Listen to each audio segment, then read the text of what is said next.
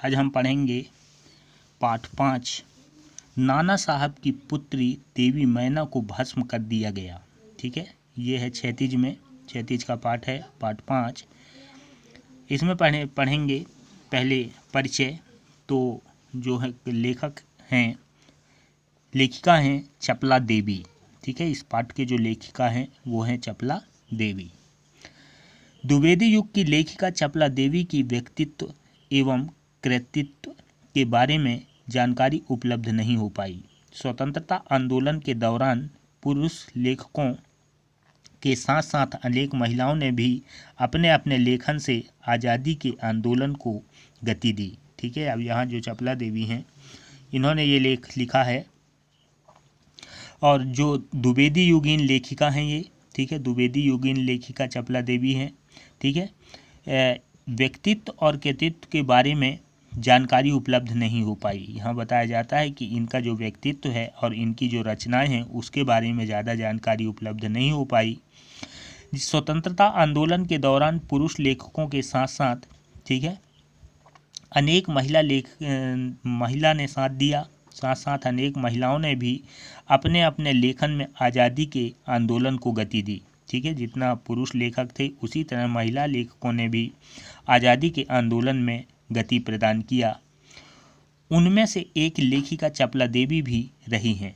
ठीक है, उन्हीं आंदोलनकारियों में से, लेखकों में से जो चपला देवी हैं वो भी रहीं। कई बार अनेक रचनाकार इतिहास में दर्ज होने से रह जाते हैं। चपला देवी भी उन्हीं में से एक है। ठीक है, जो बताया जा रहा है यहाँ पर कि कई बार ऐसा होता है कि कई रचनाकार जो लेखक लेखिका हैं वो इतिहास में दर्ज होने से, इतिहास में लिखने से रह जाते हैं, छूट जाते हैं, और उसी श्रेणी में हैं चपला देवी भी उन्हीं में है, एक हैं। यह एक ऐतिहासिक सच्चाई है कि सन 1857 की क्रांति के विद्रोही नेता धूधपत नाना साहब की पुत्री बालिका मैना आज़ादी की नन्ही सिपाही थी।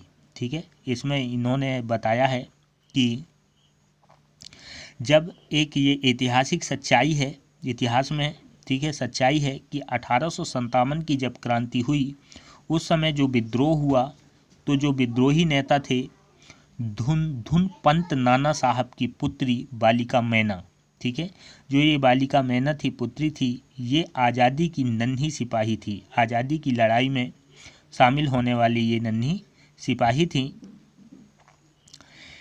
जिसे अंग्रेज़ों ने जलाकर मार डाला। ठीक है, इस स्वतंत्रताकारी नन्ही सिपाही को अंग्रेज़ों ने क्रूरतापूर्वक जलाकर मार डाला। बालिका मैना के बलिदान की कहानी को चपला देवी ने इस गद्य रचना में प्रस्तुत किया है।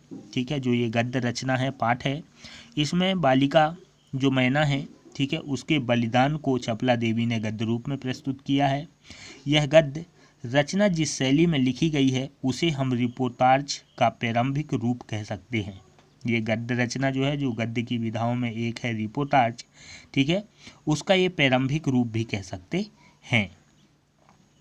आगे है मातृभूमि की स्वतंत्रता और उसकी रक्षा के लिए जिन्होंने अपने प्राण न्यौछावर कर दिए, उनके जीवन का उत्कर्ष हमारे लिए गौरव और सम्मान की बात है। उस गौरवशाली किंतु विस्तृत परंपरा से किशोर पीढ़ी को परिचय कराने के उद्देश्य से इस रचना में हिंदू पंच के बलिदान अंक में से लिया गया है। हिंदी गद्य के प्रारंभिक रूप को विद्यार्थी जान पाएँ, इसलिए इस गद्य की रचना को मुद्रण और वर्तनी में बिना किसी परिवर्तन के अविकल प्रस्तुत करने का प्रयास किया गया है। ठीक है, इस पाठ में जो है उसका उद्देश्य बताया जा रहा है, केंद्रीय भाव कह सकते हैं कि क्या है। तो इसमें ये बताया जा रहा है कि मातृभूमि की स्वतंत्रता, उसकी रक्षा के लिए अपने प्राणों को न्यौछावर कर दिए, ठीक है, उनके जीवन का उत्कर्ष हमारे गौरव और सम्मान की बात है। जिनने स्वतंत्रता के लिए अपने प्राण न्यौछावर कर दिए, उनका जो कार्य है वो हमारे लिए गौरव और सम्मान की बात है। इस गौरवशाली किंतु विस्तृत परंपरा को किशोर पीढ़ी को परिचित कराने का उद्देश्य है।